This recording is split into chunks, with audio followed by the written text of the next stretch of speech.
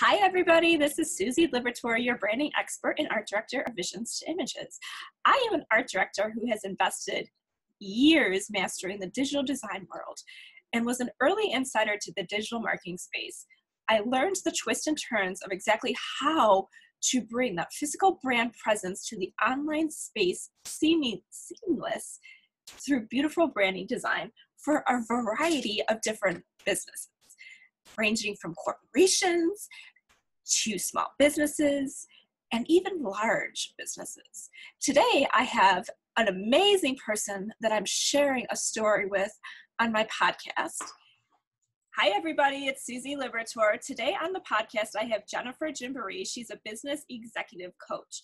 And I'm super excited to have her on here. She has been on LinkedIn connected with me for quite some time. So it's really good to be able to share her with you guys today.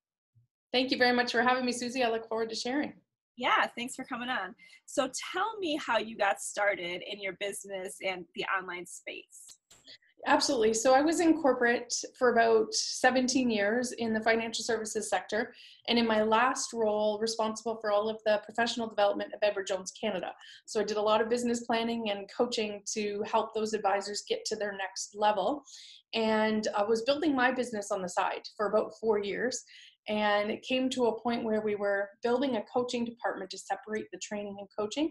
And it was a great launch off point for me to go all in my business. So in one of the books I was in, Dream Boldly, I Dare You, I talk about that process of taking the leap, selling the house in Oakville, moving up to a smaller city and getting it going. So yeah, that's a great story. I think a lot of people can totally relate to that when being in the corporate world and then kind of always doing their business on the side. I mean, I know that's kind of how I started in a sense too, and then took the jump. So there's a lot of truth to that.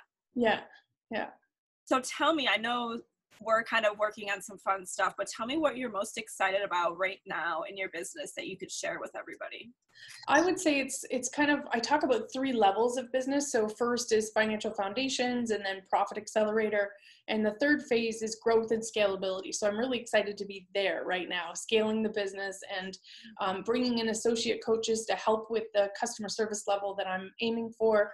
And also the service Java with Jen. It seems like a really great way for us to have that introductory session to learn what is it that you really need support with? Do we work well together? And are you ready to invest in your business? So having a lot of those conversations right now and supporting people to create a plan for the year ahead. Yeah, that's very true. Who's your typical audience that you kind of reach for?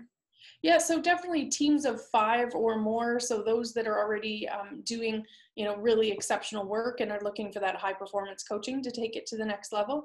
So they know their thing, whether their thing is, manufacturing or website development or real estate, for example, they know that, but they're just not sure what else is possible for their business. And so they might be stuck. They might not know what is the next wise step for us to take. Or they might have a challenge in one of 5 key areas in their business. And those areas usually are leads, conversions, transactions, pricing, or profit. So we zone in on one of those areas and help them shift from struggle to solution in that one area, and then see what else we can do to support their growth. Yeah, there's a lot of truth and a lot of information that you just gave, and I know so many people can relate to it. I mean, having leads is one thing, right? But if they're not converting, that's a whole nother issue. And the profit and pricing, all of that is it's something every business owner has to go through at one time to kind of be able to go over and scale for sure. Yeah, so bundling, for example, is an opportunity, upsell, downsell, cross-sell. How are we looking at those in a strategic way to make sure that we're offering, the most service that we can to that person when we're in partnership with them? Absolutely. So did you have something that you wanted, the 4D model? Yeah, definitely. So right now we're in planning season for those that haven't already taken the necessary steps to have a plan in place for this year. Mine was created in November so that I could be of service now to people. So the 4DX model is, there's 4 disciplines of execution. And the first one is we need to have 1 to 3, not more than that, wildly important goals. So when we have more than 3 or 4 goals, the likelihood of achieving them with excellence goes down. So what I find a lot of times when I go in and have that initial discussion about business planning is that there's like 6 or 7 goals for the year. And so we want to bubble those up to 1 to 3 wildly important goals. The second discipline is act on lead measures. So think about your own business right now, those of you that are listening, and ask yourself, am I focused on the lag measure or the lead measure of success? So I'll give you an example. I have 2 teen boys. So if I want them to not have cavities, the lead measure is to brush their teeth, right? So the lag is not have cavities. So a lot of times business owners focus on the revenue they need to bring in and or the result of this many clients supported. What we want to do instead is, what are the actions I can control to actually get that lag measure that I'm after? The third discipline is having a scorecard for your business, something fun that you have visual in your office space that as you walk by, you know, am I winning? Do I need to do more? What's happening? And it's a way to call to your attention where you're at. What is your year-to-date measure? And then the fourth is creating a cadence of accountability. So we all have great intentions for our business. And when you partner in possibility with somebody who's a proven coach, they can check in on what you said you were going to do, what you did do, and what you're going to do next, and create that cadence of accountability for forward movement for you. Wow, that's all amazing things. I totally agree with the first, like all of it, but a lot of it, having too many goals is like the number one reason why businesses fail or you're not succeeding. Like, so having those 2 to 3 is like huge, right? Like it's, you got to have those, not have more, because it's just overwhelming and distracting. The other thing that stood out to me was the scorecard. I totally understand that. And of course the accountability is huge too, but I think that the scorecard is really big for personal development in a sense where you can have it on the wall or have it and you can see that you're accomplishing things, because too much as a business owner, we're always like self-doubting ourselves, putting ourselves down. We're saying, oh, we're not good enough, or we didn't accomplish this, so I must not be good. And we go back and forth. But when we are able to actually see these things and have it and carry it around, we're like, oh, I can do this. I'm doing it.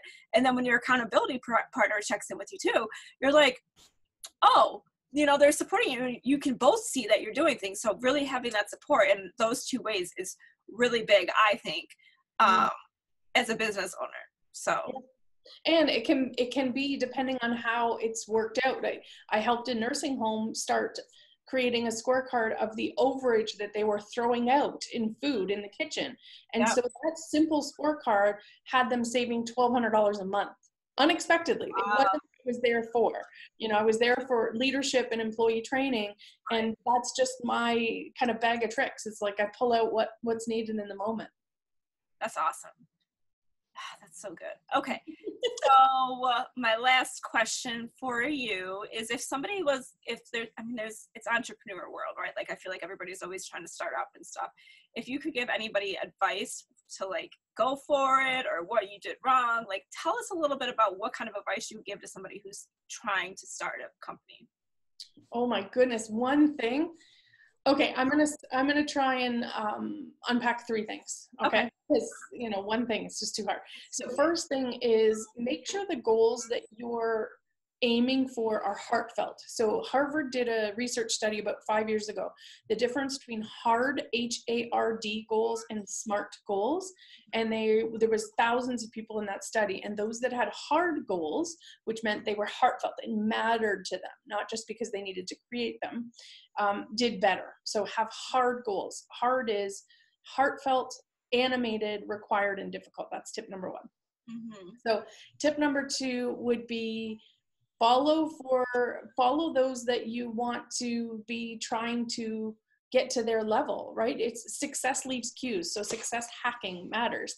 If you're looking to have business growth and professional development every week, as you know, I share a book of the week. I share pieces from that book because I read like Google's gonna crash. So find the people that you want to learn from, and then understand that success hacking is a real thing.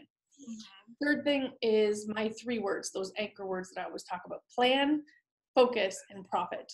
So you need to have a plan in order to focus on the right things and then increase profits and build a sustainable business.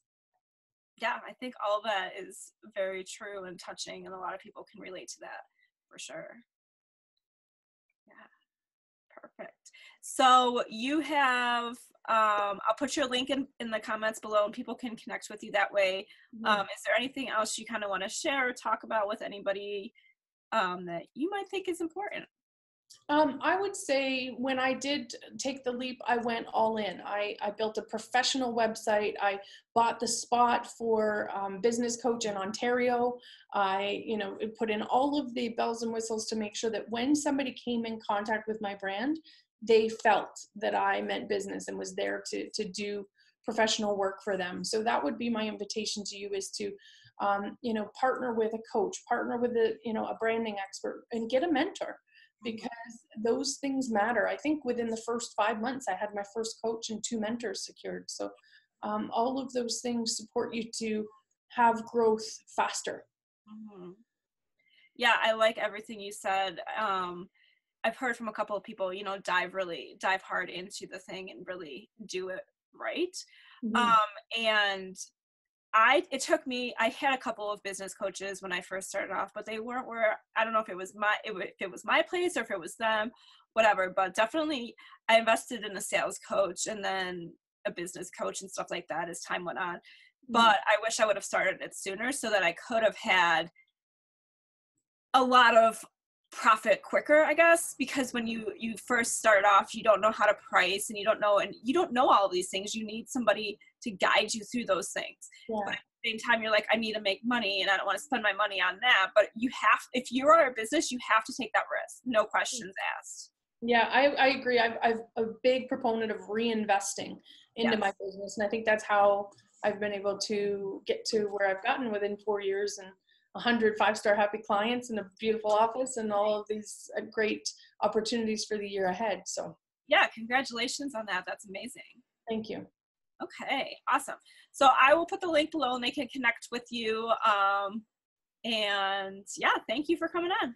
Absolutely. I appreciate the opportunity. And as you'll see online, I call myself your partner in possibility. And what that means is every one of your businesses is different. So you want some customized support to get you to that next level. So I look forward to talking to you. Absolutely. Thanks.